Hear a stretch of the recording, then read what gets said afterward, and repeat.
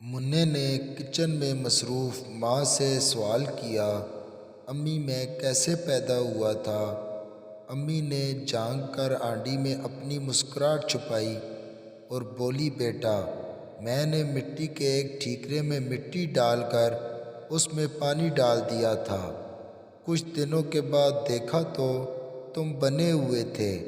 منّے نے صحن میں پھولوں کی کیاری کے پاس سے ایک ٹوٹے ہوئے گملے کا ٹھیکرا اٹھایا اور اس میں مٹی بھر کر مرغیوں کے ڈڑبے کے پاس رکھ دیا۔ ہفتے 10 دن بعد منّے کو کھیلنے کے لیے کوئی دوسرا بچہ نہیں مل رہا تھا کہ اچانک اس کا دھیان اپنے بچے کی طرف گیا۔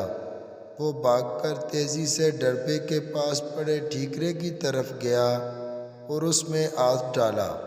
اس میں سے اچانک ایک مینڈک پھدک کر باہر آ گیا۔ اب منا پیچھے پیچھے اور مینڈک آگے آگے۔ جب مینڈک کسی طرح قابو نہ آیا تو منّے نے ماتھے سے پسینے کے قطرے پونچھے اور بڑی بے بسی سے بولا، دل تو کرتا ہے تمہیں گولی مار دوں، لیکن آخر تم میری اولاد ہو۔